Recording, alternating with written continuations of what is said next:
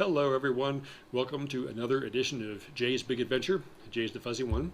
And today we are going to talk about the 5 biggest mistakes that beginning motorcyclists make.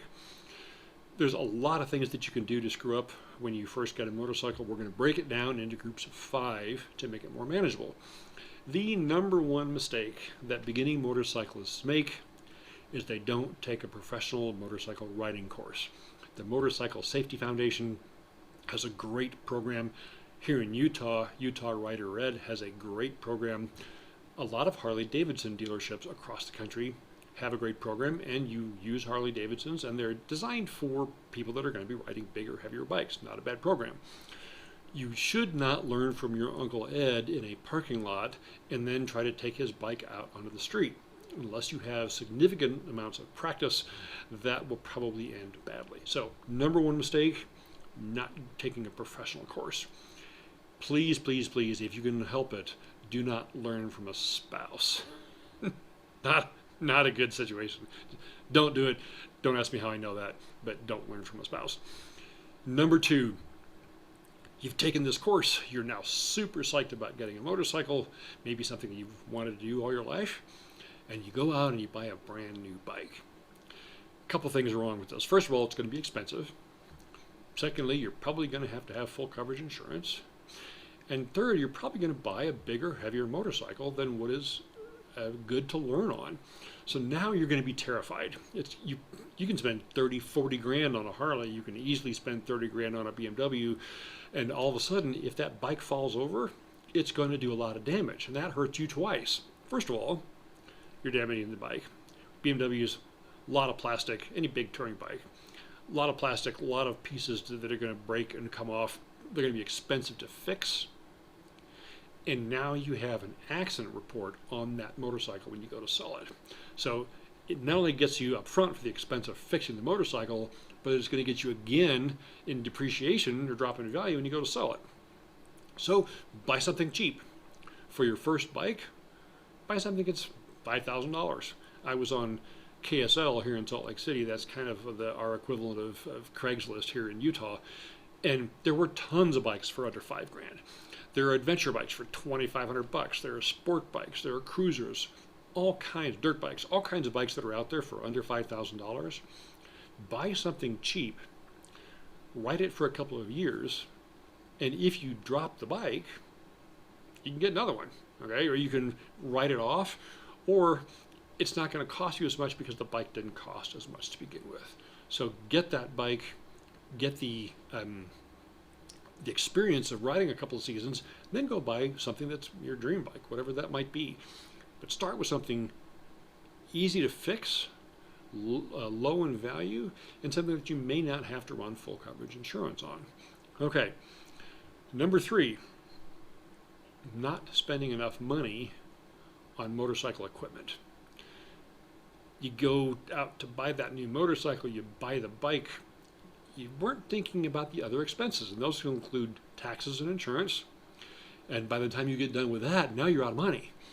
Well, oh crap, I don't have a helmet, I don't have any jacket or pants or gloves or boots, and you go cheap. I'm going to use my work gloves that I use for work that are 5 years old.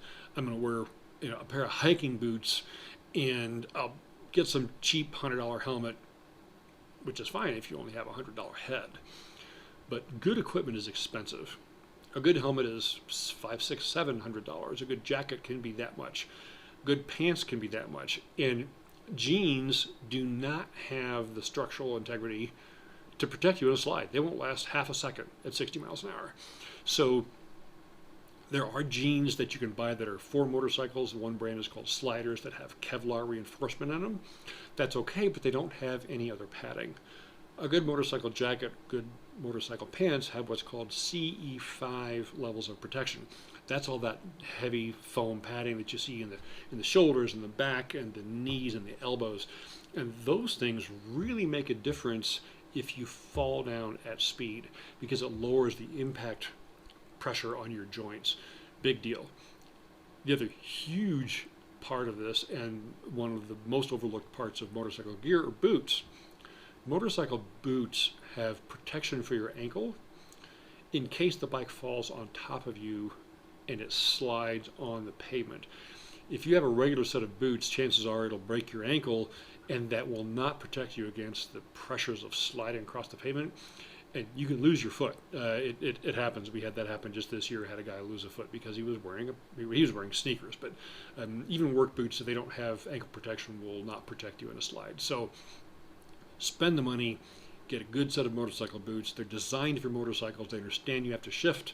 Your ankle will have free range of movement, but it will give you that protection on the sides in case you fall over. Gloves are another big area. Motorcycle gloves are designed to protect your hands in a slide. They say dress for the slide, not for the ride. It's important. If you're sliding 60, 70 miles an hour and you've got a cheap set of gloves from Home Depot, they're not going to protect your hands. And obviously, it's going to be a very, very difficult accident to recover from if your hands and your ankles are all torn up. So spend money where it counts. Get a good jacket, get good riding pants, good set of boots, good set of gloves, and spend money on a helmet. Big deal. So number 3, not spending enough on equipment. Number 4 is failing to continue to practice your low-speed riding skills once you've got your license. Okay, well, just because you rode around in a parking lot for a day doesn't make you good at it. Clutch control is really important, but learn how to control that bike at very low speeds, because that's what's going to happen when you start having to do U-turns on the street. Here in Utah, we go up to Park City, and Park City is at a fairly steep angle, Main Street, and it's crowned. So if you're trying to turn around uphill and come back down Main Street, it will really get your attention if you don't know what you're doing. So go back to the same lot where you learned. Most of the time they're open on the weekends, and really work on that low speed riding set of skills. It will make your first year of motorcycling much less stressful, especially if you spent too much money on your motorcycle. Last, and up until now, we've been talking about equipment, a lot of that sort of thing. For number 5, I want to do a riding technique. And the number 1 mistake that beginning riders make is they brake in a corner. Okay, they don't have their entrance speed to the corner set properly. They don't have their lean angle set properly.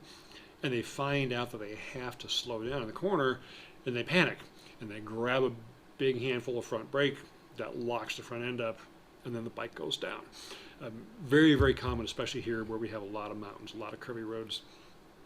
If you lock up the rear brake, chances are you're still going down. You have a little bit more chance to be able to save it, flat track it, like let the back end slide, catch it, and stand up and keep going. But again, not very likely if you're a beginning rider, so don't go there. I don't care how fast you ride in a straight line. I don't care how fast you ride in a corner. The key is if you are riding too quickly and you wait too long to make an adjustment, and then you have to jump on the brakes and grab a big handful of either front or rear brake. So don't brake in a corner. Get your speed down to where it should be, get the bike leaned over, and then you can make small adjustments, gas or brake, in the middle of the corner, and you can start accelerating when you get out of it, but don't brake in the middle. Okay, that's our top 5. We're going to do another video for the next 5 here in a week or so. Please like, please subscribe, watch the rest of our videos, and be safe out there. The good news is spring is coming.